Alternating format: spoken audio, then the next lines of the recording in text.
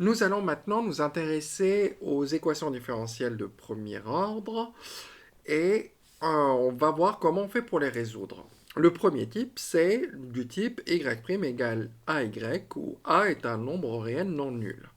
Les solutions de cette équation, ça va être du type des fonctions kx associent k exponentielle de ax où k est un nombre réel. On va montrer cette propriété-là. Pour ça, je vais montrer dans un sens, si on a une fonction de ce type-là, c'est forcément une solution. Réciproquement, si on a une solution, c'est forcément de ce type-là. Donc on va considérer une fonction f qui à x associe k exponentielle de ax, et on va montrer que c'est une solution. Comment on fait? Donc on a f qui est dérivable, puisque c'est le produit d'une fonction dérivable par une constante. Donc f est dérivable sur R tout entier,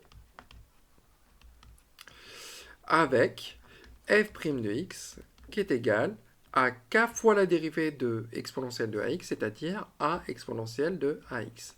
Je peux intervertir les deux, donc la multiplication est quelque chose de commutatif. Ça paraît que a k exponentielle de ax. Je sais que c'est associatif, donc je peux mettre des parenthèses ici. Normalement, ce que j'ai mis entre parenthèses, ça me rappelle la formule de f de x. Donc ça, c'est a f de x. Vous voyez bien ici, on a f' de x qui est égal à a f de x pour tout réel. Pour tout réel x. Donc, f est solution de l'équation différentielle y' égale à y. Maintenant, on va montrer dans l'autre sens, si on a une solution, elle est forcément de cette forme-là. Donc, on considère f une solution de cette équation différentielle. Donc, on va poser g, la fonction qui a x va associer f de x multiplié par exponentielle de moins ax.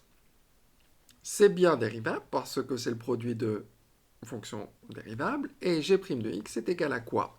Donc, on a de la forme, ça c'est de la forme u fois v. La dérivée, ça va être, donc il me faut u, c'est quoi? U, c'est f de x. Sa dérivée, c'est f' de x. V, c'est exponentielle de moins ax. V', c'est moins a exponentielle de moins ax.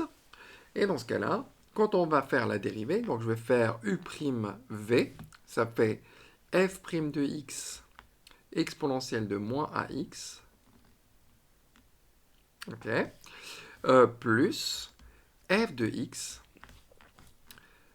multiplié par moins a exponentielle de moins ax. Je peux effacer ça, c'était mon brouillon. Donc je regarde f' de x, donc ça c'est quoi? C'est a f de x. Donc ça c'est pareil que a f de x exponentielle de moins ax. Le moins a, je peux le mettre devant. Moins a f de x exponentielle de moins ax. On voit bien ici qu'on a une soustraction de la même chose, donc ça fait 0.